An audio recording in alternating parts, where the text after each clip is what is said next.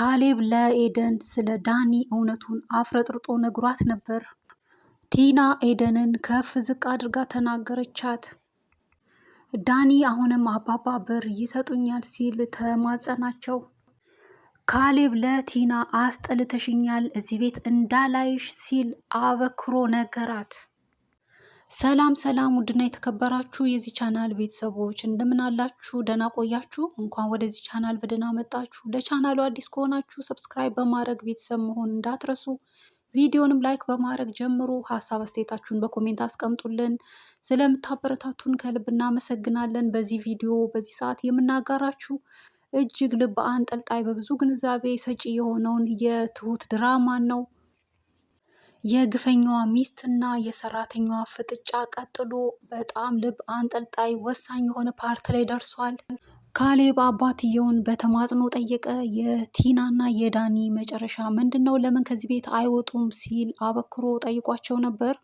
አባባ ግን ተረጋጋ፣ ጊዜው አሁን አይደለም። ምክንያቱም ገና የእጃቸውን መች አገኙና የስራቸውን እስኪያገኙ ድረስ ነገር ደፍርሶ እስኪጠራ ድረስ እዚሁ መሆን አለባቸው። ከራቁን ግን ለኛ አደጋው የባሰ ስለሚሆን እዚሁ ሆነው እዚሁ ሳይሄዱ የሚሆነውን ነገር መከታተል አለብን እንጂ በራሳችን ሂዱ ብለን ማስወጣት የለብንም። ልጄ ታገስ እያሉት ነበር።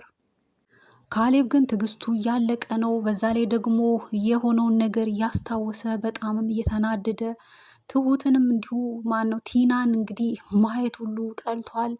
ምክንያቱም እንግዲህ ባመናት በታመነላት ባከበራት፣ እሷ ግን የሰራችው ስራ በጣም ከባድ ስለሆነ እሷን እያየ ያንን ነገር ማስታወስም ስላልፈለገ አዲስ ህይወት እንግዲህ መጀመር ፈልጓል። ቢያንስ ራሱን ማዳመጥ፣ ለብቻ ሆኖ ለራሱ ጊዜ መስጠትን ፈልጓል። ያሰበችው ነገር ሁሉ ያልተሳካላት ቲና፣ የከሰረችው የተዋረደችው ቲና አሁን እንግዲህ በመቅለስለስ ሰላማዊ ሰው በመምሰል በቃ ነገሮችን ያደረገችው በስህተት ባለማወቅ እንደሆነ በማስመሰል ተከናንባ እንግዲህ ይህን የማስመሰል ካራክተር ተላብሳ በትህትና አባባን ይቅርታ እየጠየቀች ነበር። እንዲሁም ካሌብንም አብረው ልትተኛ ሁሉ ትፈልግ ነበር። ካሌብ ግን ዓይንሽ ላፈር ብሏል። እንኳን አብረው እንድትተኛ ይቅርና ሊያያት ሁሉ እንደማይፈልግ ቁርጡ ነግሯታል። አባባም ቢሆን የሰራሽው ስራ ቀላል አይደለም፣ በይቅርታም የሚታለፍ አይደለም። እንደውም የማስታወስ ችሎታዬ ከቅርቡ ስለሚመለስ ያኔ ሁሉን ሳስታውስ ብድሩን ከፍልሻለሁ እያሏት ነው። እንግዲህ ቲና በሷ ቤት አባባ ምንም የማያውቁ መስሏታል። ያን ሁሉ ጉዷን ስታደርግ በገዛ ቤታቸው እንደዛ ስትሆን ያን ሁሉ በደል ስትፈጽምባቸው ፕላስ በልጃቸው እንደዛ ስትማግጥ ያን ሁሉ የማያውቁ መስሏታል። እንግዲህ ያን ሁሉ በዝርዝር ሲነግሯት ማስታወስ ችሎታቸው እንደተመለሰ አስመስለው እንግዲህ እንዳወቁ በዝርዝር ሲነግሯት የቀበጠችውን ያደረገችውን ውርደቷን በሙሉ ሲነግሯት ሲዘረዝሩላት ያኔ እንግዲህ ምን ይውጣታል? ከወዲሁ እንደው ጠቅልላ ብትሄድ ይሻላታል። እንኳን ይቅርታ ከነሱ ልትቀበል ይቅርና እንግዲህ የእጇን በስፋት ነው እንግዲህ የሚበቀሏት ማለት ነው። እንደ አባባ ሀሳብና እቅድ ያው እሳቸው ፍርደ ገምድል ሰው አልወድም ይላሉ ብዙ ጊዜ። ትክክለኛ ፍርድ ነው እንዲፈረድ የሚፈልጉት። ለገደለ ማለትም አንድ ሰው ከገደለ ይገደል የሚለውን መርህ በጣም ያከብሩታል፣ ይወዱታል። አንድ ሰው ዓይን ካጠፋ ዓይኑ እንዲጠፋ፣ አንድ ሰው በቃ የበደለውን በደል ተመጣጣኝ የሆነ ቅጣት እንዲሰጠው የሚፈልጉ በዛ አይነት ህግ መዳኘትን ራሱ የሚፈልጉ አይነት በጣም ቅን የሆኑ አስተዋይ ጥበበኛ የሆኑ አባት ናቸው የካሌብ አባት። ስለሆነም እንግዲህ ዳኒ በገዛ ቤታቸው በልጃቸው ቤት በባለትዳር ቤት ገብቶ እንደዛ እንደማገጠ እንደዛ ጋለሞታ ሆኖ የሰራውን ስራ ያውቃሉ። ስለሆነም እሱን የሚበቀሉበት መንገድ እንግዲህ ኤደንን ለልጃቸው ለካሌብ በመዳር ነው። እንግዲህ ይህ ነው ቅጣት ማለት። እንዲሁም ደግሞ ለቲና ያሰቡላትም ተመጣጣኝ ቅጣት አለ። ያንንም በዝርዝር በባለፈው ክፍል ለካሌብ ሲነግሩት ነበር። እንግዲህ ካሌብ ያንን መታገስ መጠበቅ አልፈለገም። ምክንያቱም በቃ ያደረጉት ነገር ቀላል አይደለም። እንግዲህ በቀላሉ ለመፋታት ወይ በሰላማዊ ሁኔታ ከነሱ ለመለየት ነው የሚፈልገው። ነገር ግን ቲና የዋዛ ሰው አይደለችም። እንዲህ በቀላል እፈታሻለሁ ፍቺ ብሎ በቀላሉ የምትፋታው አይነት አይደለችም። ክፋት የተጠናወታት አጠቃላይ ልቧ በክፋት የተሞላ ምንም ነገር ከማድረግ ወደኋላ የማትል ጨካኝ አይነት ሰው ናት። ለዛም ነው እንግዲህ በትዳሩ ላይ ሳትራራ እንደዚህ አይነት በደል የፈጸመችው። ሲቀጥል ከማትወደው ሰው ጋር ሳትወደው ለጥቅም ነው ሲጀመርም የመጣችው። አሁን ደግሞ ጥቅሙን አገኘው ብላ ልትሄድ ስትል ነገር ግን ያ ጥቅም ባዶ ነው፣ አልተሳካላትም። መለስ ብላ ደግሞ አሁንም በይቅርታ ለመግባት ሙከራ አድርጋ ነበር። ነገር ግን በጭራሽ የሚሳካላት አይደለም።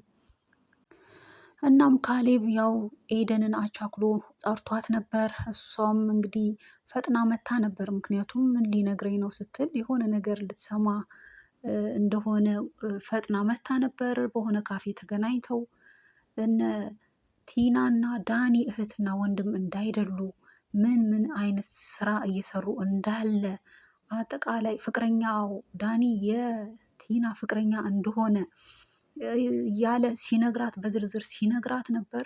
እሷም የሰማችውን ነገር እንግዲህ ልታምንም በጣም ከባድ የሆነ ነገር ነው የሰማችው። በዛ ሂደት ላይ ነበር ባለፈው ክፍል ተጠናቆ የነበረው። ይህ ለኤደን በጣም ከባድ ዱብዳ ነው የሰማችው። ምክንያቱም ታምነዋለች፣ እየጠበቀችው ጊዜዋን እድሜዋን ሁሉ እንግዲህ በመጠበቅ የፈጀ ሰው ነው። ወድሻለሁ በማለት አብሬሽ እኖራለሁ፣ ነገር ግን የተሻለ ኑሮ እንድኖር ብሎ የሰውን ነገር በመመኘት ጉልበቱን ሳያወጣ በአቋራጭ ነገር ገንዘብን አግኝቶ በዛ አይነት ኑሮን መመስረት ነው። እሷ ግን ያንን ሲጀመርም አትፈልገውም። አሁንም ባለመሳካቱም ደግሞ ደስተኛ ናት። ምክንያቱም የራሱ ያልሆነ ነገር ነው፣ ላቡ አይደለም። ስለዚህ ይሄ ምንም እሷን አላናደደም። ይልቁንስ ያንተ ስላይደለ ነው፣ አሁንም ቢሆን ወደ ራስ ተመለስ እያለችው ነው። እሱ ግን አሁንም ቢሆን እንግዲህ አባባን የሙጥኝ ብሎ ትንሽም ብር ቢሆን አሰጡኝም ወይ እያለ ነው። እሳቸው ግን እንኳን ሊሰጡት በጣም በፌዝ ነው እንግዲህ የተመለከቱት። እንዲሁም ደግሞ የመለሱለትም በጥበብ ነው። ምክንያቱም ያው እሱም እንዳይቀየምም ነገሮችን በአንዴም እንዳያበላሻሽም እንዳይበቀላቸውም እንግዲህ በማረጋጋት አይነት ያው እድልህንና የደረሰህን በእጣ ሰጠውክ፣ አንተ ግን አልቀበልም አልከኝ ብለው መልሰውለት ነበር። እናም ስራም እንዲያስገቡት ፈልጎ ነበር። ይህን ያህል ስራ እሱን ለማስገባት ራሱ ምንም እምነት የሌለው ሰው ነው። እንዲህ አይነት በደል ፈጽሞ ስራ እሱን የሚያስገቡበት ምክንያት የለም። ምክንያቱም አይገባውም። ጥሩ ስራ አይደለም የሰራው፣ ቀላል ስራ አይደለም። ስለሆነም እንግዲህ ስራም አያገኝም፣ ብርም አያገኝም፣ ቤት ብሎ የተጠጋበትን ዋናም አላማም አላገኝም። እንዲሁ በባዶ ቀርቷል። እንግዲህ ዳኒ ከዚህ በላይ ውርደት እንግዲህ ምን አለ?